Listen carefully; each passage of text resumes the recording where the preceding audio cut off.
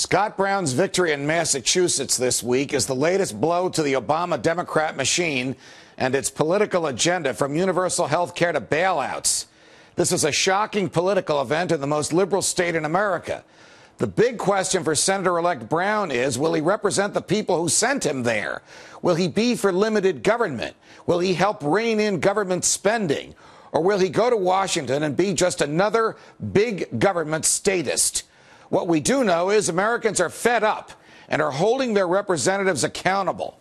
Similar to Scott Brown, there are many fresh-faced Republicans, like my next guest, who truly want this country brought back to the foundation that our fathers envisioned for us and laid out in the Constitution. One of those guests is Adam Kokesh, a Republican primary candidate in the 3rd Congressional District of New Mexico. Adam, it's a pleasure. Welcome back to Freedom Watch. Thanks for having me on, Judge. So after all the jubilation in the past day or so of the election of Scott Brown in Massachusetts and denying the Democrats their 60-vote supermajority in the Senate, I hear him say today that he's not against federal regulation of health care. He's just against this version of federal regulation of health care. So did Massachusetts go from a big government super liberal Teddy Kennedy to a big government liberal Scott Brown?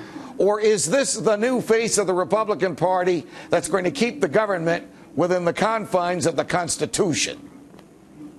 Well, I hope it's not the future of the Republican Party, but I think what this demonstrates is that voters who are disaffected with the Democrats now are turning back to the Republican Party, and they're looking for something new. And Scott Brown did represent that, and he ran a great campaign. And I think what we need to do as a Republican Party is look at how are we going to put forward the new kind of candidates that are going to capture this popular sentiment against government control and authority and power being taken up by the federal government. And I think that's what this campaign is poised to do here. The leadership of the Republican Party in New Mexico, do they recognize that they have on their hands in you a serious challenger who understands the Constitution, who fought for his country, who knows lawful wars from unlawful wars, who knows what Congress is authorized to do and what it's not authorized to do? And do they recognize that at last?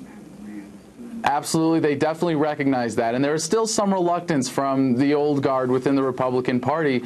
But I think they know that they need to try something new. They need to get behind candidates that can capture this new sentiment in America. And so far, the Republican establishment here has been at least welcoming, if not yet supportive. But I think now they're really coming around because they're seeing how incredible this campaign has been so far, the incredible work the team here has put in, the money we've been able to raise online, and the way that this message is actually catching on here in New Mexico. And here where we have great disaffection with the Democrats, especially with state issues, they are coming around to this campaign. We are registering Democrats as Republicans, and we are bringing more new people and a lot of youth energy into the Republican Party. I think you understand as well as anybody, Adam, the significance of unaffiliated voters, usually referred to as independents. In Massachusetts, they're called unenrolled.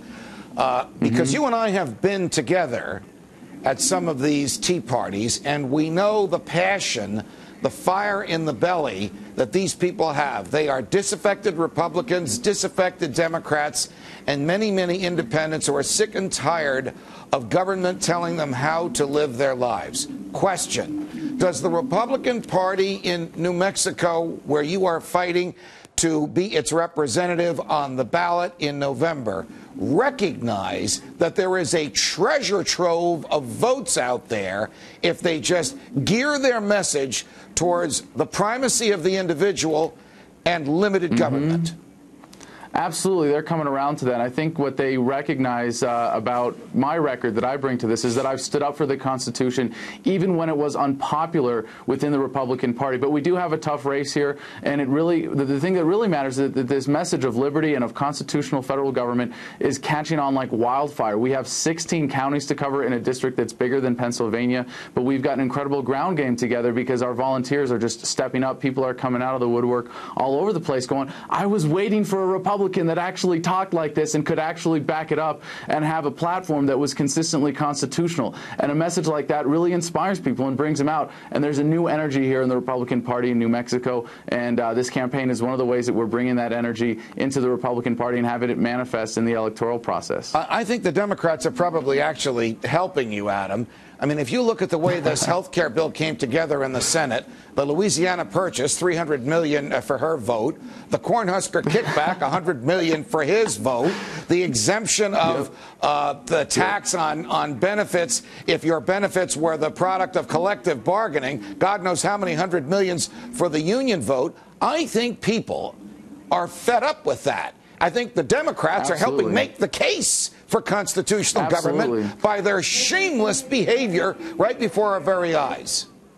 And, of course, the calculation that Senator Nelson made with his kickback is that knowing that the benefit that he would get for his campaign from all the contributions that he would end up getting as a result of that money that went into his state is that he can use that to overcome whatever unpopular consequences his vote may have, because most voters aren't paying attention, and that they can be swayed by slick advertising and things like that. But that's changing. That's part of, I think, the revolution and the reawakening that we're experiencing in America today, is that voters are so much more engaged and passionate and educated, and they're seeing past the hype, and that kind of politicking and backroom deal isn't going to stand anymore. Let me tell you what happened. I was giving a couple of speeches in Omaha, Nebraska last weekend, and while I was there, I read on the front page of a newspaper in Omaha that Senator Nelson and his wife and another couple walked into a small Italian restaurant to have a pizza together, and most of the other folks in the restaurant stood up and did what we here in New York call a Bronx cheer, a very unflattering noise coming out of the mouth.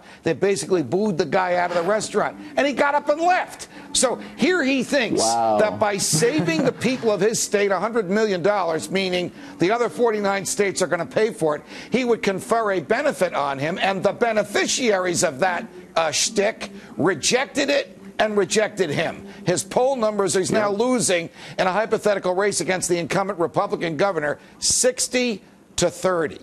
What do you think? I just think it really goes to show that people are waking up in this country, and you can see it here in New Mexico. If you check out our website, kokeshforcongress.com, you can see what we've been doing with the campaign here and how the message is catching on, and the people are waking up to this. This is a revolution. This is a paradigm shift that is occurring in America, and we're not going to tolerate the old ways. We're going to look, and in the sense that the first American Revolution was a revolution against the divine right of kings, what we are experiencing today is a revolution against what most current office holders would probably like to consider the divine right of government itself. Adam Kokesh, always a pleasure. Thanks for joining us on Freedom Watch. Thanks for having me on, Judge.